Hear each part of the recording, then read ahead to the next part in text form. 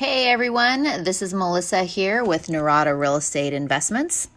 I appreciate you reaching out to us. You probably contacted us because you're interested in real estate investing. Maybe it's outside of your own market, or maybe you don't have the time or the desire, or maybe even the know-how to do this kind of a business on your own. So you're thinking about going the turnkey route. This video is designed to give you the basics as to who we are at Norada Real Estate and what you can get from us. I know you have a lot of questions, and I think we'll cover just about all of them in the video, but I do recommend that you write down any questions as we go so that when you and I talk, we can really get into the specifics of what you're trying to do.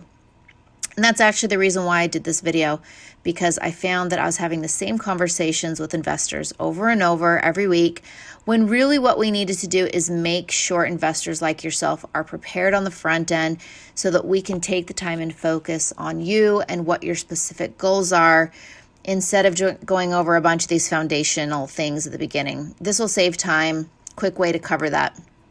So in this video, we're going to talk about the history of Norada real estate. Then we are going to talk about selecting a market, what my role is with you, the kind of things that you should be thinking about as an investor. We're going to talk about evaluating neighborhoods, what kind of neighborhoods you should look at, what kind of neighborhoods that you might be concerned about, basically pros and cons here. We're going to talk about the teams and the partners that we work with. We're going to talk about some of the common roadblocks that people run into. We'll talk about financing. We'll talk about property management. All of those are things that we get the most questions about. So once again, thank you for joining me to answer these for you. One quick disclaimer, I do need to keep the lawyers happy. So this presentation and your relationship with Norada is for educational and referral purposes only. We're going to teach you about real estate investing. We're going to refer you to some people. They're going to help you out along the way, make a lot of things easier for you. We are not your real estate agent. We are not going to have an agency relationship with you. We are here for educational and referral purposes. So there you go. My lawyers are now happy. So let's get into what you came for. First of all, I wanted to ask you a question to just think about. Maybe you can write it down. Obviously, we can talk about it a little bit deeper. But the question I like to ask all of my investors is, why do you want to invest in real estate? What does that mean to you? The answer is different for everyone, but this answer is going to guide you through building your portfolio. Always remember your why. Your why is going to keep you on track. We are talking about real estate here. It's not perfect. It's not all rainbows and roses. You've got to look at it as long-term. What are your goals at the end of the day? Why are you doing this? Remember your why. That is what is going to make sense for you as you come across potential future obstacles, whether it be trying to get more financing options, or whether it be, just a crappy tenant, or whether it be, future repairs on a property. Why do you want to invest in real estate in the first place? Okay, think about that question, write it down. We'll come back to it when you and I have a deeper conversation. For now, a little bit of background about Norada. We've been in business for about 15 years now. Very proud of that. Marco, the owner of this company, was really the pioneer of turnkey investments. He was frustrated with the lack of cash flow where he lived in California, just like most investors are today. So he went in search of other markets outside of California that made more sense and actually had cash flow. Great concept. He knew it was an awesome concept. He just couldn't find it in California. So Marco found a way to start buying in markets outside of California. And wouldn't you know it, everyone started coming out of the woodwork saying, how are you doing this? I want to do this. So all of a sudden, Norada is born. Norada is a California real estate brokerage. In fact, most of our team is based here in California. The funny thing is, I don't think any of us actually invest in California, aside from personal residences. As you know, it's a terrible place to invest in. I personally live in California. I love California. I love the weather. I pay for the weather. but I know that I can live where I want and invest where it makes sense. So my portfolio is absolutely not in California. So now the next big question, how do we work? First of all, we spend a lot of time researching the markets throughout the US. We look at a lot of different factors. We'll touch on this a little bit later, but we analyze these markets constantly, right? When we determine that a market is a good investment market, and of course we'll go into what makes a good investment market in a bit, we go to that market. We go to that market and we build our team there. We have local boots on the ground or local partners in these different markets across the country. We call them our local market providers. You'll see that name pop up a lot throughout Marco's podcast and different conversations. These are the people that are locally in place on the ground. They go to the foreclosure auctions, they buy short sales, they pick up properties from local wholesalers. They buy these properties through a variety of different means. And most of these times, the properties are pretty beat up. So they'll go in, they'll assess the property, they'll put together a scope of work, they'll renovate the property. They'll also have property management companies working with them so that when the property is done being rehabbed, the property managers take over, they'll screen the tenants, they'll place them, they'll get them into the property, and they'll collect rents. So we've got these providers that we work with. They're heavily vetted. We know them, we walk their properties, we see the inspection reports on a daily basis. These are our trusted partners, and we've worked with them over the years. Trust me, you do not want to be the one flying out to these markets, hiring the contractors, pulling the permits. You don't want to be the property manager pulling the background checks. You don't have time for that. That's why you connected with us. We have these different people in these various markets across the United States that we rely on. As soon as the property is finished, they give us that inventory per our arrangement with our providers directly. And now that inventory is available for our Norada investors. This inventory is not on the MLS. This is off-market inventory just for our investors. You can access this inventory directly on our website. I will also mention here that not all of this inventory is on our site. We will dive into this a little bit later, but once you have your pre-qualification letter from a recommended lender, we will open up more inventory for you for our now investors. Basically, when you're looking at our website and you're checking out properties, there's a lot of fun stuff in there. You can plug in your own numbers and check out what your returns are going to be. The prices are set. You either like the numbers or you don't. It's really nice. It's first come, first served. You don't have to sit there and fight with other investors and, making final offers and end up overpaying for a property. We don't do that. Some markets, I will tell you, have more limited inventory than others. Overall, inventory does move quickly. That's just a fact. It's a really hot real estate market, especially right now with a lot of investors getting nervous about the stock market. People are pulling out. I literally hear people talking about this every day on phone calls saying, hey, I'm not comfortable. I'm moving my stocks around. I'm going to open up my real estate budget. So inventory does go quickly. That's just a fact. But my role here is to help you with the education side so that you can quickly analyze a property and start building your portfolio so you can grab up the good properties when you see one. So now when you buy your investment property, after closing, that provider that I was telling you about is going to pay Norada a real estate commission fee. Really, that goes to our brokerage. We get a referral fee. That's how we get paid. Simple as that. So you're not going to get an invoice from us. You're not going to get any bill from us.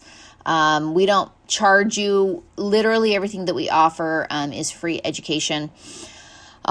So you're buying a newly renovated property and you don't have to pay anybody's commissions. The only costs that are above and beyond the price of the property would be your closing costs. That's going to be with your title company.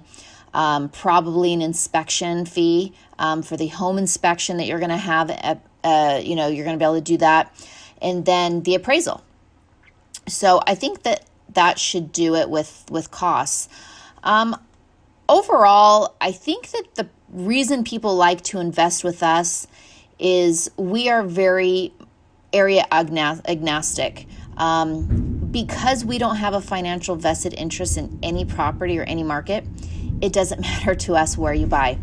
We don't push properties in Kansas City. I mean, if we lived there and that's all we had, then yeah, our answer to every question would be, hey, yeah, I got a property for you in Kansas City. It's kind of nice that we've got teams in all these great markets, and we can really help you narrow down and define what strategy works best for you. Great. Here's the strategy. Here's the market. Here's the options. So we definitely, because we're so unbiased, we can tell you what areas we're working in. We can give you the best feedback we're getting from our clients in those areas, and generally make some good recommendations for you in that regard. That's definitely why a lot of people like working with us. It allows us to be very, very honest with you, very transparent, and we can just look at the overall investment plan and make you, further recommendations. So, okay, just so you know a little bit about me, I've been involved with real estate really my entire life. I was lucky enough to grow up with a father that rehabbed commercial and residential properties, large 300-unit apartment complexes down to, single family houses and commercial sites. I worked for him on and off through high school and through college. Together, he and I partnered up and we bought some of our own properties. My first investment property was in Atlanta, Georgia in about 2001. Since then, there's been all kinds of opportunities and investments that I've been able to be a part of. Currently, I am a full-time real estate professional status on my taxes. I'm very excited and proud of that. That means that I have over the required IRS hours dealing with real estate transactions, both for investors and my own investments. So if you're ever interested in figuring out what that means, there's some really good podcasts that Marco has done. There's a recent one that he talked about this.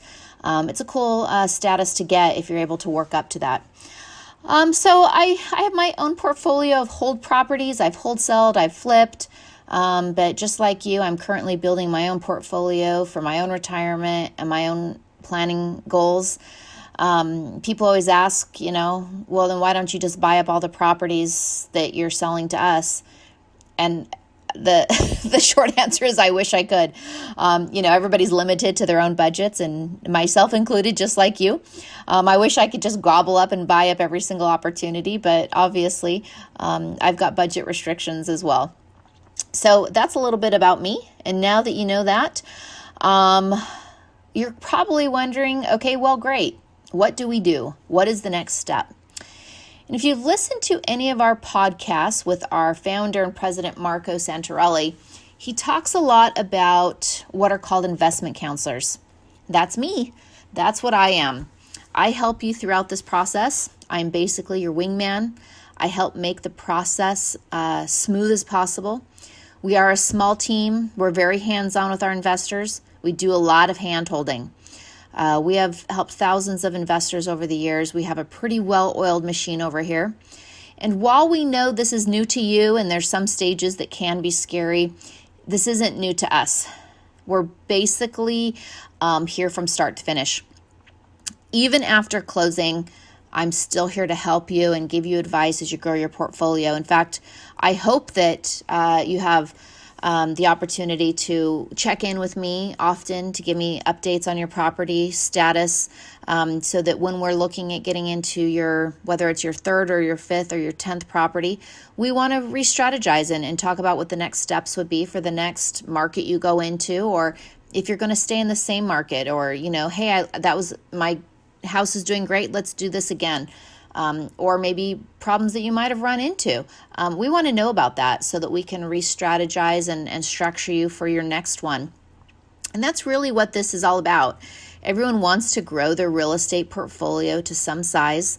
I don't think I've ever had an investor say to me, hey, Melissa, I want to buy one property and that's all. That just doesn't happen. Everybody wants to build their portfolio because of that question I asked at the beginning. What is your why? Whether it be retirement or college savings, whatever your why is, I'm here to help make that happen along with everyone we work with. We have some great partners in place. We all want you to succeed. When you succeed, we all succeed together. So let's jump into some of the fun stuff here. The first steps are really selecting a market. There's a lot of markets out there. It can be confusing. If you get too deep into conversations with other people, you might talk to somebody and they're going to say, Florida's the best. This is the reason why. And then somebody else is going to say, no, Kansas City is the best. And this is the reason why. Let's break it down strategically. We are going to, we're in about 16, 17 different markets right now. Our priority and time spent is really researching and analyzing the markets. We find that secondary and tertiary markets yield the best returns for our investors. But we want to break it down even further. There are 4 items that we look at when we're determining overall what is a good market. The first is we're going to look and see if that market has what we call a 1% ratio. Right about 1%. Sometimes it's a little bit more, sometimes it's a little bit under, but we want to get close to that. So let's say you bought a property for $100,000 and the rent on it was $1,000 a month. That rent equals 1% of your purchase price, or a rent to value ratio. That's generally the goal. We're going to try to hit this as close as possible. If you're using the right kind of financing, you buy a good property, you're going to cash flow. This is going to be hard to screw up. That's something that Norada looks at extensively. Because of that, it's going to really eliminate most of the coastal areas of the United States. Some of the areas in Florida, the Gulf are going to be okay, but it'll knock out the entire Pacific coast and all of the Northeast. They just don't have good rent to value ratios, so we don't focus on those areas. So number 1, that's a quick glance item when you're looking at a market or a property. You can look at that 1% ratio and know off the bat if the numbers are going to make sense. Number 2, we need to have stable markets versus volatile markets. These stories from the pre-recession, where everybody was buying up real estate like crazy. Near me, there's an area called Marietta. It was a big thing around here. It's about 45 minutes, maybe an hour from Orange County. You could get huge houses out there with big pools, really cheap. People were mortgaging themselves to the hilt. They were convincing family and friends to mortgage themselves to the hilt. They were buying extra properties to rent out. They were taking out the equity to build these crazy, huge pools. And for a little while, they looked like they might be geniuses. I mean, to be honest with you, it looked like things were going pretty good. But unfortunately, a lot of the people that bought these properties ended up in bankruptcy, short sales, because we all know what happened to California as we closed into 2007 and 2008 when the market dipped, and some areas lost more than 50% of their values. Marietta got hit hard. That's not a good recipe for long-term buy and hold conservative investing. You need to invest in a market that isn't a roller coaster. You don't want those highs and lows, just boom or bust. We're thinking more linear. Linear markets are a little bit more steady. If you use the right kind of financing, you pay your mortgage, you collect your rents, you're going to win. This is more kind of the tortoise and hare proposition. You're the tortoise, you're going to come out ahead, you're going to go slow and steady. We're not going to, go for these boom or bust situations.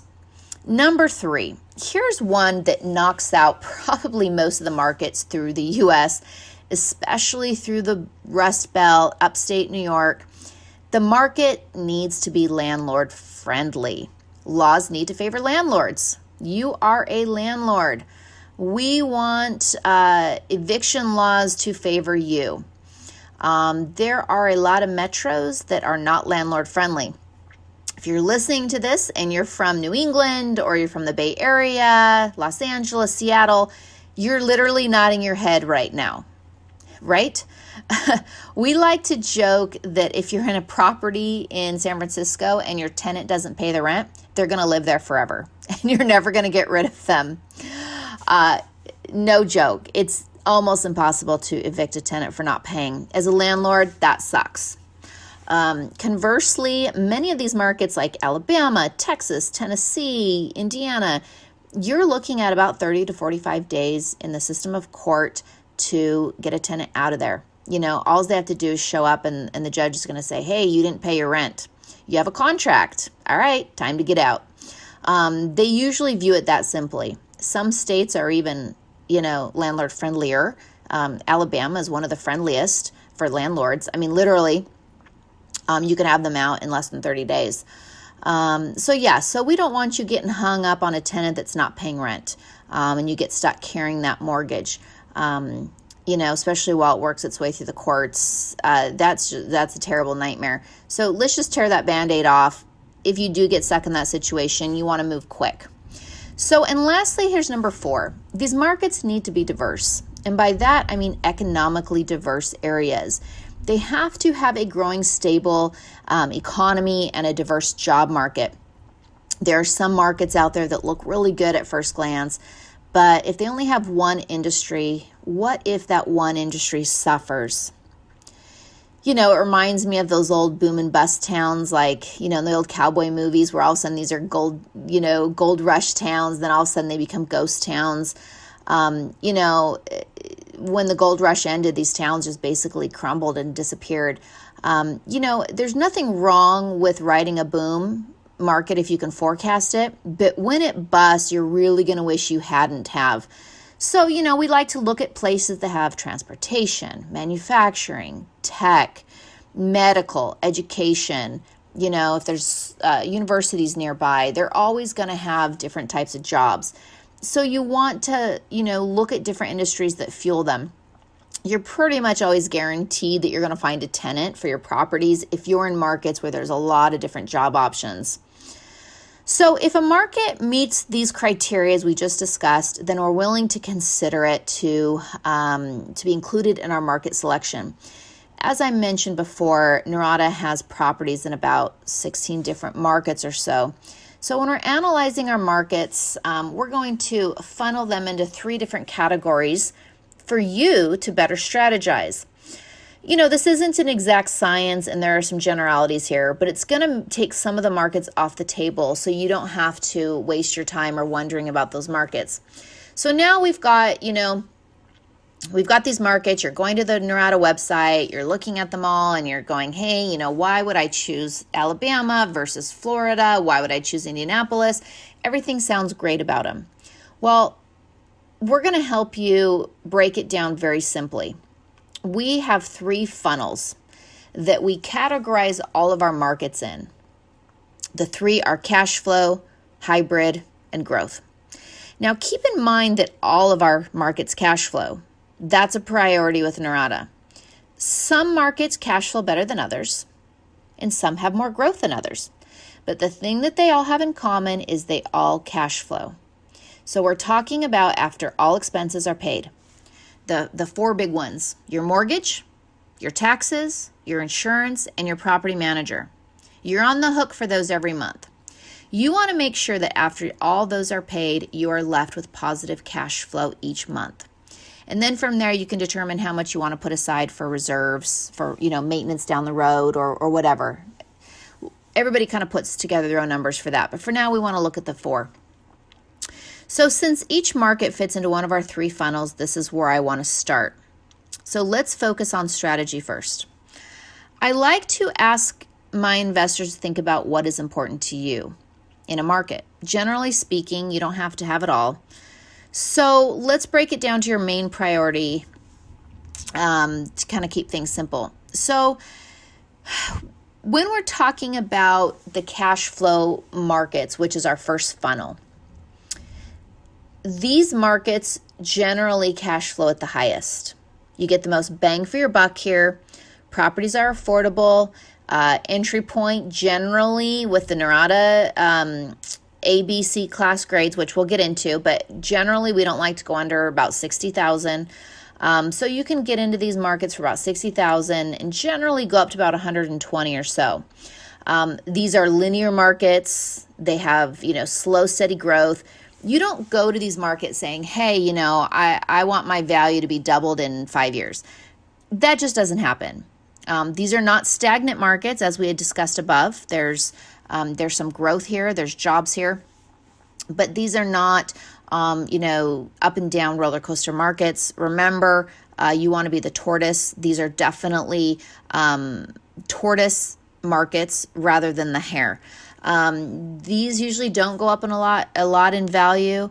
But what's nice about that is you don't really have to worry about it. You don't really worry about what the market is doing. You just lay back, collect those rent checks, and think about this as long-term investing. A perfect example of these markets would be Alabama. In Alabama, property taxes are extremely low. They're the second lowest in the country.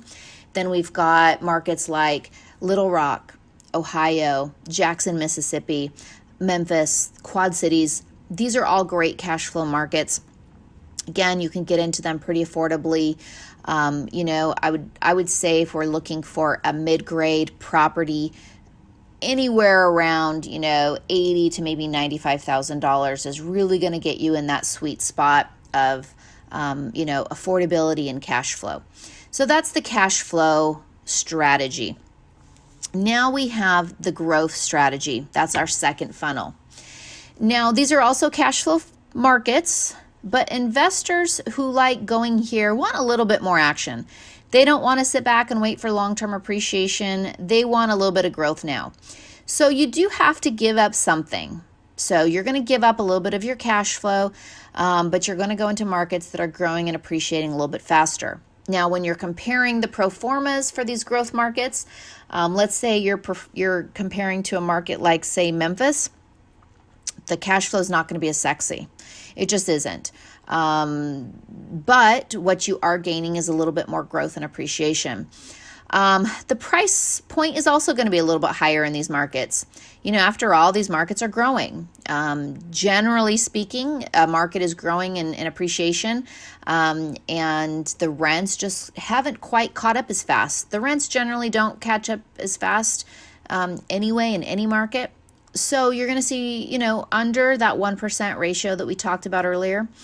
I would comfortably start my budget in a growth market maybe at 120 to 180,000 or so. Again, these price estimates are not war zone type neighborhoods. These are, generally like C plus through B class markets. Certainly you can find cheaper, but that's going to put you in these really high risk areas that we just don't recommend, and we wouldn't market those properties because there's just a lot of risk involved in those cheaper areas. So I would say a safety zone area I would plan on is, probably mid-grade, 150,000, in between that 120 and 180 range for these growth markets. Perfect example of these markets would be Dallas, Atlanta, Florida. Dallas, for example, has a lot of tech, medical. There's a lot of jobs being created right now. Growth and appreciation as of today, where we're talking, when I record this, is, maybe 10 to 12% growth. Florida has a lot of baby boomers driving a lot of growth and jobs in that market. So those would be markets for that growth strategy. Lastly, we have the hybrid market. This is our last funnel. It's really for the investor who says, I kind of want a little bit of both. I want something in the middle. You're going to see a little bit of growth. You're going to see a little bit of cash flow. You got something in the middle. A good estimate price point to start in this market, I would say about 100 to 150, maybe 100 to 140, right there in the middle, maybe 120, 130 for a good range, middle ground. Examples would be St. Louis, Kansas City, Indianapolis. You're going to get a little bit of better cash flow than, say, Dallas, but you don't have to pay the price point of a Dallas property. So there you have it. This is the basic way of looking at these markets in a strategic way. So rather than looking at all the markets as a whole, let's figure out which three of these categories really fits your style. Then we can dive in a little bit deeper when we talk about each market individually.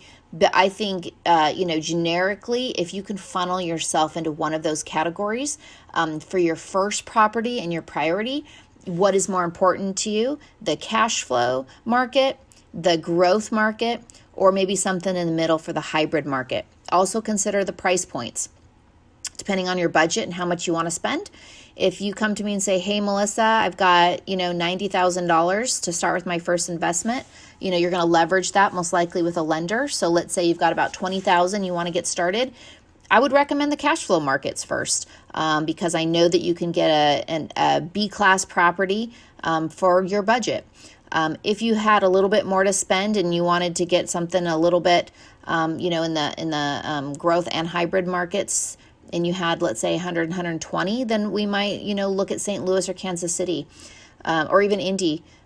If you had a little bit more money up to your top of your budget, 150,000 and above, and you said, hey, let's talk about these growth markets, then we're going to look at those markets like Dallas.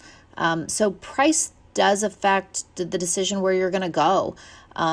If you just are excited to just jump in and you want to do something and you don't have as much saved, let's just go for cash flow. Generally speaking, that's kind of where I recommend. But again, we've got to go where your comfort zone is and what you're comfortable with. So we can go over that stuff, when we have that conversation. There's still a couple of factors that we haven't addressed yet.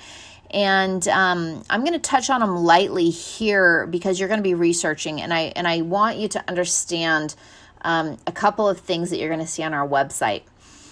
This is the neighborhood type. If you go on our website, you're going to see gradings, A, B, C, and then you'll see, the plus or minus here and there. These are general grades that help you quickly assess the area that you're buying in. The only problem that we have found is these neighborhood grades can be very subjective to personal opinion. You can grade them whatever you want. There's no set decision saying, hey, this is an A or this is a B. So what one person might call a B, another might call a D. If you're coming from living in a tiny apartment in New York City and you fly out to, Memphis and you see this cute brick house on 1 acre with a garage surrounded by trees, you might give that an A or a B. But if you're a person that's used to, these types of areas, you might walk over and go, nope, that's a C. The house next door isn't mowed. It's not a 2-story house that's new construction. This was built in the 1960s, so I'm giving it a C. So there's a lot of confusion out there. So we grade our properties a little bit differently here at Norada. We tried to come up with the most unbiased system possible to grade these houses. We basically have a third-party data source that gives us the ownership percentage in each of the neighborhoods. Let me say that again. It's spitting out a number that basically tells us the number of owner-occupied houses in that neighborhood. Why do we care, or why would we use this as our major grading system? A couple of reasons. Number one, when a neighborhood is mostly owner-occupied, the neighborhood is usually better cared for. There's usually less crime. There's something called pride of ownership. Homeowners tend to take care of their properties better. It's a fact. They're going to do more upkeep. They're going to do better landscaping. So if your property is in a neighborhood full of other rentals, maybe just driving through it, they may not look, as well kept up as the owner-occupied houses. Also, we like to look at that stat because, if you're driving through a neighborhood, it's a nice neighborhood and there's, just a couple of rentals in that entire neighborhood, most likely those properties are going to rent a little bit faster because people want to live there. So there might be higher demand in a neighborhood where there's, not a lot of rentals. If you go into a neighborhood where there's just a lot of rental properties, it might take a little bit more time to rent out your property. So that's why we like to use that grading system. So when you look at it, it's going to be different than just, outside appearances. It's literally a stat. It's just data. So keep that in mind. So now we're going to dive a little bit deeper into this topic. And traditionally, from here on, When I talk about A, B, and C, I'm not going to talk about the occupancy stats. I'm going to talk about A, B, and C referring to the class of property type, which is a true reflection on the price and the type of tenant you're going to have. Everybody has a budget, right? You know, if you make a certain amount, then you can't spend more than what you make.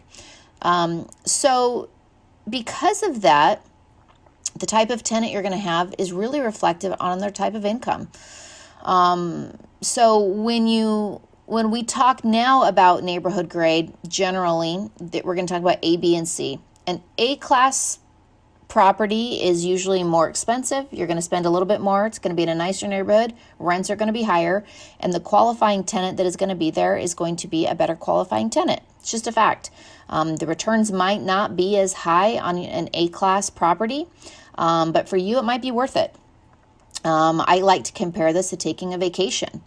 If you buy a property in an A-class neighborhood, it might be similar to going on vacation with your significant other to Tahiti. Let's say you're going to go first class. It's expensive, but it's pretty awesome. You're going to have a good experience. You're paying for that. You don't want drama. That's what you're trying to get away from. You don't want to be sitting in the back of the plane with all the riffraff and the crying baby. It's the same thing with real estate. You can pay more for a first class ticket if you think it's worth it. There's a saying, the higher the risk, the more the reward, the higher the reward. So when you go into an A-class neighborhood, you're going to pay a little bit more for it, but you're going to be dealing with less headaches. If it's worth it to you, then that's great. The C-class properties are usually the properties that you see on our website that are, $60,000, $70,000. Those properties are cheaper. The returns are always going to be higher in those. They just look sexier on paper. They look more exciting. They look enticing. But there is risk, and we have to talk about that risk, and that type of risk is the tenant risk. It might be worth it for some, but generally these type of tenants just tend to pay a little bit later. They may not have the most steady jobs, and so you might get them moving out more often. They tend to complain a little bit more. I don't know why, but you definitely usually have more service calls. You just kind of deal with a little bit more with C-class tenants. Nothing wrong with it. If you have that, thicker skin, or you have that desire to have those high returns, then go for it. There's a lot of investors out there that only buy C-class properties because they're willing to take the risks involved. Then we have our B-class properties. Our B-class, it's kind of like Goldilocks and the Three Bears. It's right there in the middle. You've got, a nice property in a nice area, and you've got nice returns, and you've got a tenant that's, blue collar worker that has a more steady job. So I'd say new investors tend to stock up more on the A's and B's than the C's.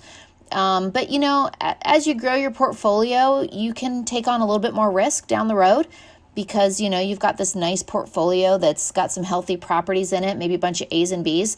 And then you run into a property that's a C, and might be a little bit more risk, but hey, worst case scenario, all these other properties in your portfolio are doing so well, it can carry some of that burden. I don't want to say that all C's are going to be burden properties, but we're talking about generally here. So just keep this in mind. Most investors do prefer that B class. You also have less Section 8 influence. People who can just afford a little bit better housing in a little better area. Lenders run into less problems when you're appraising properties in B-class neighborhoods. Sometimes C-class neighborhoods are tougher to appraise just because the house next door could possibly have no renovations done, and yours did have renovations done. And so, generally I would say, the sweet spot for most of our investors are, B's, maybe, A's. So there you have it. So we've covered a lot already. We've talked about the microeconomic factors. Those were, the cash flow growth or hybrid markets. We talked about the different grading systems. Lastly, I do want to mention that we like to be very, very transparent here. And there's a lot of moving parts, and there's a lot of people, and everybody wants to see you succeed. This is real estate. We can't promise that every single transaction is going to be absolutely perfect, but we do have a very knowledgeable, group of people that are working with you to be successful as possible. And one of those team members, we consider them team members, even though we're not really affiliated with them in any way, is our lenders. So let's talk about that. Let's get down to the money. It always comes down to Mr. Green, and I know you probably have some questions about that. I would say the majority of our investors use conventional financing. We recommend it, leverage your funds. If you really want to pay cash for a property, you can do it. Some people just don't like dealing with lenders. Closing can be a pain. Trust me, I closed on a property in December right before Christmas, and it was nothing short of a Christmas miracle. But, there was a pain, a lot of last minute things that they needed, and we forgot that, and send this over, and frantically calling up my accountant to get things. So, I get it. Working, with loans are a pain sometimes, but it's always better to leverage your money. Why not borrow money? You can write off the interest. It's a write-off. It's a tax deduction. So, use somebody else's money and you've already got your tenant buying you a free house. I mean, really, at the end of the day, every time that tenant writes you a rent check, they're paying your mortgage. You're borrowing money at an interest rate that's tax deductible. There's nothing to lose in the situation. Plus, you're getting, a pocket full of extra cash each month. That's why so many investors love buying real estate. So let's leverage. Most of our investors will go for conventional financing. We call those Fannie Mae loans.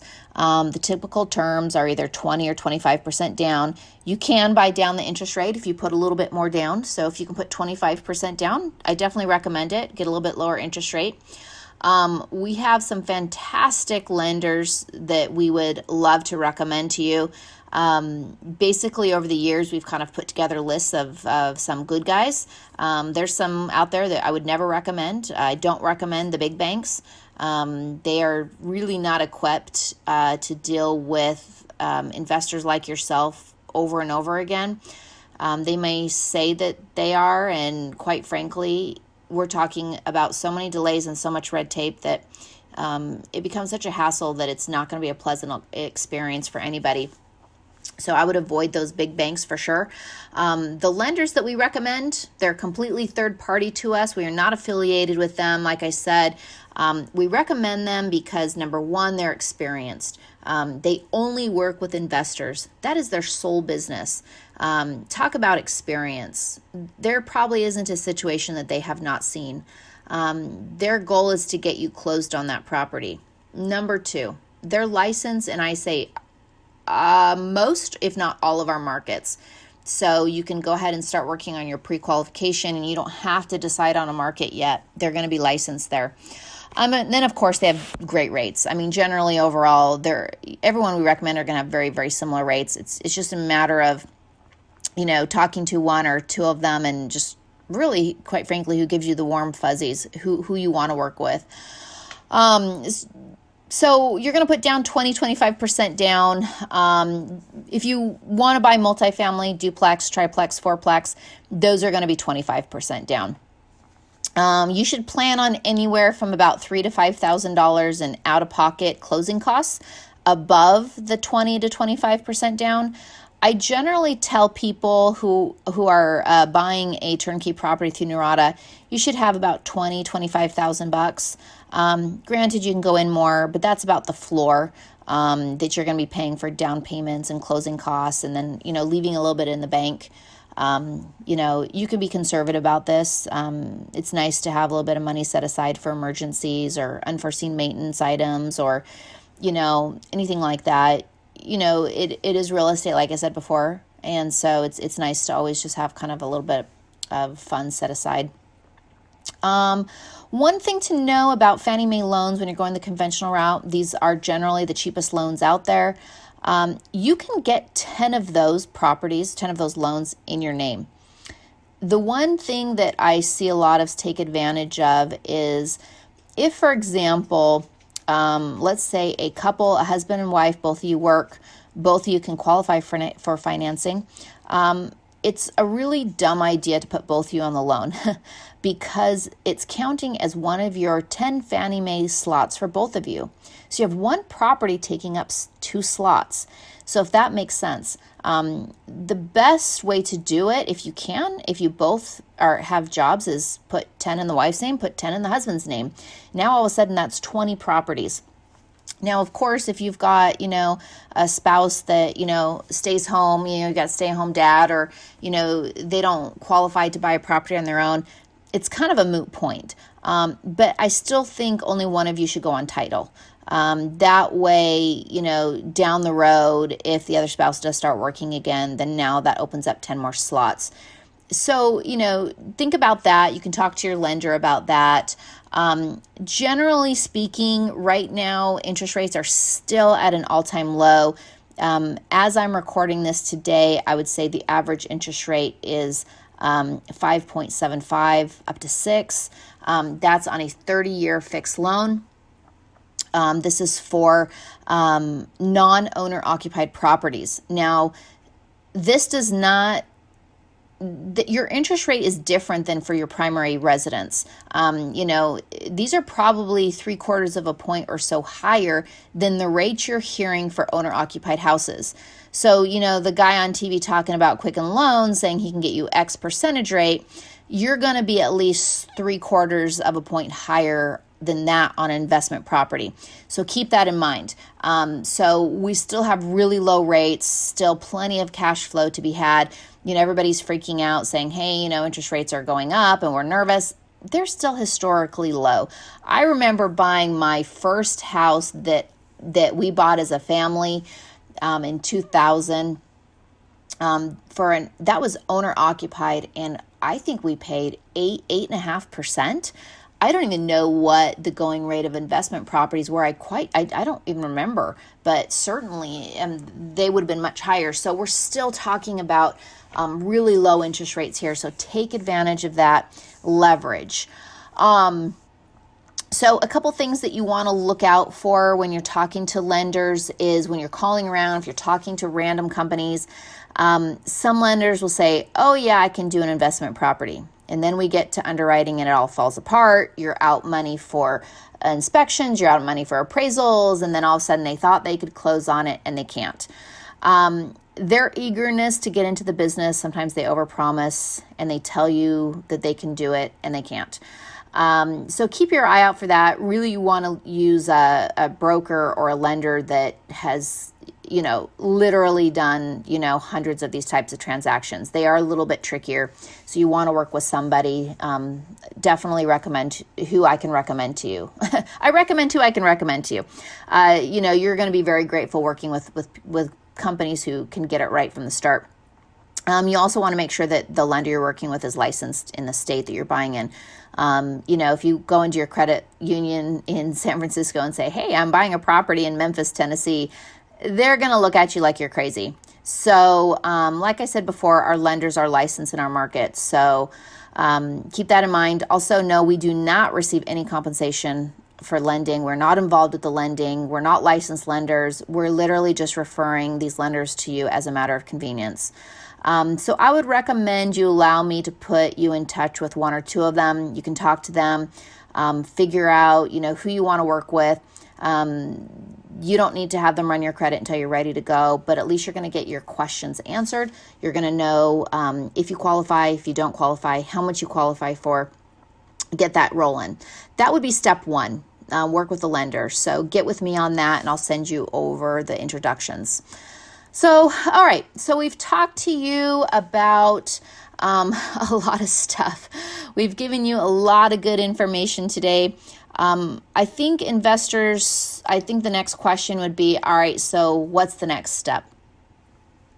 So let's go ahead and set up an appointment with me directly. You'll see my link to my calendar in the email below. It's amazing. I've kind of found over time going back and forth with investors by email saying, hey, I have a 3:00 tomorrow. When are you available? What's the time zone? And then all of a sudden, and then somebody else wants that. It's become a pain. So this Calendly system, this company is amazing. You just jump on there. It figures out what time zone you're in. You pick a time that works for you. Boom, I'll give you a call. You leave your number. It is an amazing system, and it saves us all time. So go ahead and do that. We'll get set up. We're going to get you pre-qualified. I'm going to introduce you to some lenders. The lenders will talk you through the process. You'll get a pre-qualification letter.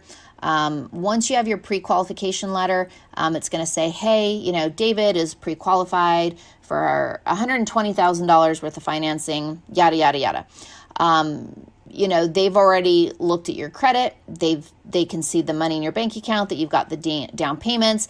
They're just going to put a blanket number out there on this. If you want a specific number, just ask them to do a number specifically, and they can do that. As long as you've got the pre-approval letter, you're good. So then when you and I have that phone call, we're going to decide on a market, the type of neighborhood.